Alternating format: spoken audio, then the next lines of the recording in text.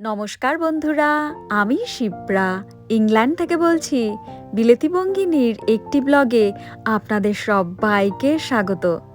আমার চ্যানেলের সমস্ত দর্শকদেরকে অনেক অনেক ধন্যবাদ আমাদের অ্যানিভার্সারিতে আমাদের এত সুন্দর সুন্দর উইশ করার জন্যে। সত্যি নিজেকে দারুণ লাগছে আজ। অ্যানিভার্সারি সবে তো গেল, আবার ওদিকে সামনে মাদার্স ডেও এসে পড়লো। মনে আছে বছর ২ আগে আমার ছেলে এই মাদার্স ডের দিনে এই গাছটা পাঠিয়েছিল। গাছটা যদিও ওই বাড়িতে থেকে দেখুন কিরম নষ্ট হয়ে গেছিল। আমি যখন কলকাতায় পালিয়ে গেছিলাম ভেবেছিলাম তো আর কোনোদিন ইংল্যান্ডে ফিরবো না।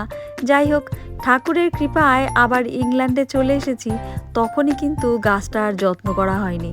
আমার বর গাছটাকে সেইভাবে যত্ন করে উঠতে পারেনি বলে পাতাগুলো কেমন হলুদ হয়ে গেছিল। এই বাড়িতে নিয়ে আসার পর দেখুন রোদ্দুর পেয়ে জল পেয়ে গাছটা কত সুন্দর আবার সবুজ হয়ে যাচ্ছে। আমার ব্লগে প্রধানত আপনারা আমাকে আর আমার বর দুজনকেই দেখে থাকেন। আজকে কিন্তু অনেক লোক ওয়েট করে রয়েছে আপনাদের সাথে কথা বলবে বলে।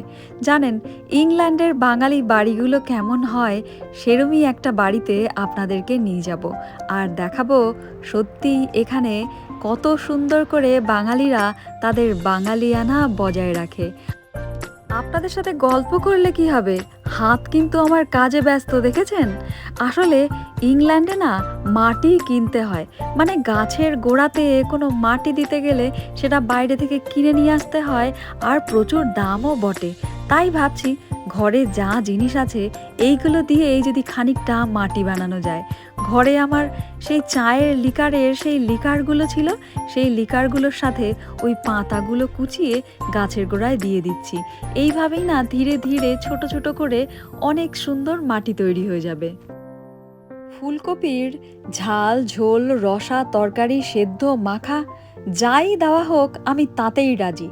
ফুলকপি আমার এত প্রিয়। কিন্তু আজকের যে ফুলকপির ডিশটা বানাচ্ছি সেটা হয়তো আপনাদের কাছে একটু আলাদা হতে পারে। ফুলকপিগুলোকে সেদ্ধ করে আলাদা করে তুলে নিলাম, আর এইবার কড়াইতে খানিকটা বেশি করে রসুন আর তার সাথে দুটো শুকনো লঙ্কা দিয়ে সুন্দর করে ভেজে নিচ্ছি। আর শুকনো লঙ্কা আর রসুন ভাজার গন্ধ কিন্তু সেই লাগে নাকে। আপনারা বরং রান্নাটা দেখতে থাকুন, আর এই খাবারটা কেউ খেয়েছেন কি না আমাকে কমেন্ট বক্সে জানাবেন।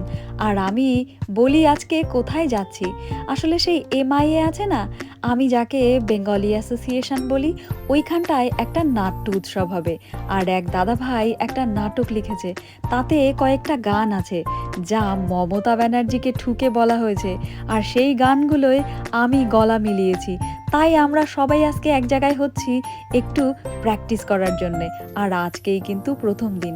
ব্লগের লাস্টে থাকবে সেই গানটা, যে গানটা আমরা করব। পেঁয়াজগুলো না ভাজা হয়ে গেল, এবার ওর মধ্যে ছোট্ট ছোট্ট করে না ক্যাপসিকাম কেটে রেখেছি, এই যে ক্যাপসিকাম দিয়ে দিচ্ছি।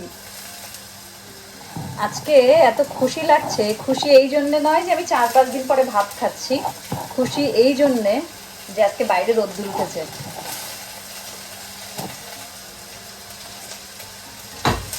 আসলে লাস্ট শোনা যাচ্ছে কি সাউন্ড,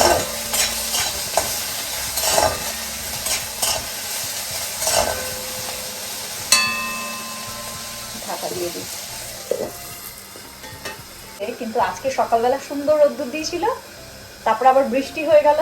মাকে সকালবেলা ফোন করে বললাম আজকে এখানটায় সামার, আর দুপুরবেলা হয়তো আবার স্নো পড়তে শুরু করে কিনা কে জানে, কারণ কদিন ধরে এরমই হচ্ছে ওয়েদার, যা মানে ঠিকঠাক আবার এরম মানে যেরম আর কি এখানকার ওয়েদার।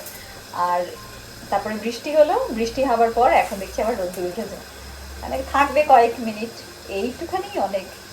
মুড ভালো করে দেয় সুন্দর যদি রোদ্দুর ওঠে, ভালো লাগে। দেখায় কিরম রোদ্দুর উঠেছে, চলুন আপনাদের। রোদ্দুর যে আবার কখনো মানুষের জীবন বদলে দিতে পারে সেটা ইংল্যান্ডে না আসলে কিন্তু বুঝতেই পারতাম না। আসলে ইন্ডিয়াতে বর্ষার সময় হয়তো কয়েকদিন রোদ্দুর না দেখা গেলে একদম আমরা হাঁসফাঁস করে উঠি, কিন্তু বিশ্বাস করুন ইংল্যান্ডে বা বিদেশের যে সব দেশগুলোতে সূর্যমামার দেখা একদমই পাওয়া যায় না, সেই সব দেশে আসার পরেই কিন্তু আপনি বুঝতে পারবেন যে রোদ্দুরটা কতটা বেশি গুরুত্বপূর্ণ একটা মানুষের জীবনে। যাই হোক বন্ধুরা, ফুলকপিটাকে কিন্তু সেদ্ধ করে জল ঝরাতে রেখে দিয়েছিলাম, আর মশলাটা কষানো হয়ে যাওয়ার পর এইবার ওই ফুলকপিটা দিয়ে দিলাম এই মশলার মধ্যে। খুন্তি দিয়ে নেড়ে চেড়ে একদম ছোট ছোট টুকরো বানিয়ে দিচ্ছি, আর সবার লাস্টে দিয়ে দিলাম সেই রসুন আর লঙ্কাটা ভেজে রেখেছিলাম, ওইটাই হাত দিয়ে মেখে এর ওপরে ছড়িয়ে দিচ্ছি। খেতে কিন্তু হেব্বি ঝাল হয়েছিল, একটা গোটা শুকনো লঙ্কা যে। কাল ছিল একাদশী, আজ আবার শনিবার। যে বাড়িতে যাচ্ছি সে বাড়িতে তো মাছ মাংস রান্না হবে, তাই বাড়ি থেকে পেট ভরে খেয়েও নিলাম। আর রাত্রেবেলা যেহেতু আমরা ওখানটা ডিনার করব, তাই আমি একটা পনিরের ডিশ বানিয়ে নিয়ে যাব। আসলে কাঞ্চন একা বাড়িতে, আর ও তো চাকরি করে, প্লাস আমরা এতগুলো লোক যাব, ওরাও আবার 3 জন। ওর ওপরে যেন বেশি প্রেশার না পড়ে, তাই আমি একটুখানি খাবার বানিয়ে নিয়ে যাচ্ছি। কিন্তু জানেন, এত তাড়াহুড়ো করে রান্না করেছি যে রান্নাটা আপনাদেরকে ঠিক করে দেখাতেই পারলাম না।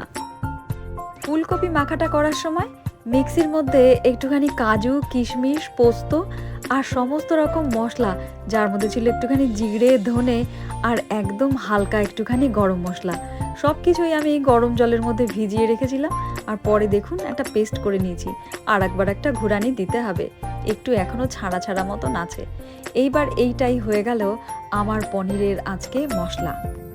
কর্তামশাই কাজে বিজি, তাই সে খানিকটা রাস্তা আমাকে এগিয়ে দিয়ে আসবে, তারপরে কিন্তু আমি অন্য এক কাপলদের সাথে যাব টেলফোর্ডে, অন্য আর একজনদের বাড়ি। আর যে দাদাভাই আর দিদিভাই আমাকে নিতে আসছে তারা কিন্তু আমাদের উল্টো কাপেল। উল্টো কাপেল বলতে, আমাদের কাপেলে যেমন আমি হচ্ছে বাঙালি, বর পাঞ্জাবি, আর ওদের মধ্যে বাঙালি হচ্ছে বর আর বউ হচ্ছে পাঞ্জাবি, মানে পুরো উল্টো। আর আমরা যাদের বাড়ি যাচ্ছি তাদের আবার আর এক স্টোরি, সেখানটায় কাঞ্চন মানে মেয়েটা হলো বিহারি, আর যে ভাইটা সে আবার বাঙালি। মানে বুঝতে পারছেন, পুরো খিচুড়ি আমরা সবাই আজকে একসাথে হচ্ছি। আজকে সবার বিয়ের গল্প শুনছিলাম, আর কাঞ্চন আর কৌশিকের বিয়ের গল্প শুনে তো আমার মনে হলো পুরো কোনো সিনেমা রাইটার সিনেমা লিখে রেখে দিয়েছে। আপনাদেরকে শোনাচ্ছি, দাঁড়ান।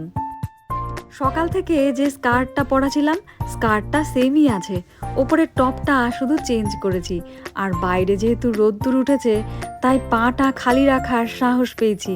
আসলে রোদ্দুর উঠলে কি হবে, ঠান্ডা কিন্তু জম্পেশই আছে।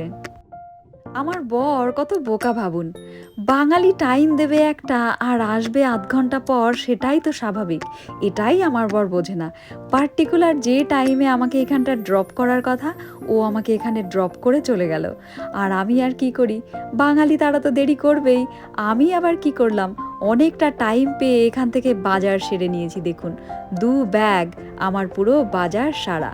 এইবার অনেকটা পরে ওই দাদাভাই আর দিদিভাই এলো। রাস্তায় আবার এত সুন্দর ফুলের শোভা, আপনাদেরকে না দেখালে কি করে চলবে বলুন তো। সত্যি, আর এই ফুলগুলো কিন্তু বেশি দিন টেকে না জানেন, সপ্তাহখানেকও থাকে কি না তার ঠিক নেই।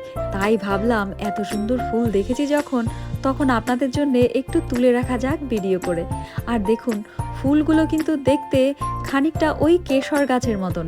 আপনারা যদি কখনো কাশ্মীরে গিয়ে থাকেন আর যদি কেশর গাছ থেকে থাকেন, বা আপনাদের বাড়িতেও যদি কেশর গাছ থাকে, তবে কিন্তু দেখবেন আমার কথার সাথে অনেকটা মিল খুঁজে পাবেন। গাছগুলো এত সুন্দর দেখতে। Which one did I make? Many of them. This one and that one. ওরা শুধু লুচি বানাচ্ছে আর আমি শুধু বসে বসে খাবো। রান্না হয়নি সব। ফুলকো লুচি, এই যে লুচি বানাচ্ছে, আর আমরা শুধু বসে বসে এখানটায় গান করলাম এতক্ষণ আর খাবো। আর কাঞ্চনকে তো বলে কোনো লাভ নেই, কাঞ্চন মানে একদম গুণে গুণবতী, মানে ও যে কত কিছু জানে। আর কাঞ্চনের পুচকাটা তো আরো বেশি গুণ, ও সব কিছু লুচি বানাচ্ছে। কটা লুচি বানিয়েছিস আজকে? কটা লাড্ডু বানিয়েছিস? হ্যাঁ, হয়ে গেল। ধপাস ধপাস। এটা ছেড়ে দিই। কি দারুণ দারুণ সুন্দর বানাচ্ছিস কিন্তু তুই, আমি কিন্তু পারি না। এটা দেব। বাঙালি বাড়ি বলে কথা, খাবার টেবিলে যে কত রকম খাবার আর মিষ্টি আছে সেটা নিশ্চয়ই আপনাদেরকে বলে বোঝাতে হবে না। আর চললো জমিয়ে আড্ডা। আর এবার বলি ওদের বিয়ের গল্প, যা শুনে আপনাদেরকে মনে হবে সত্যিই কোনো সিনেমার রাইটার সুন্দর করে এই স্ক্রিপ্টটা লিখেছে। তবে ওদের ছেলের একটু গান থাকুক আগে। Talent talent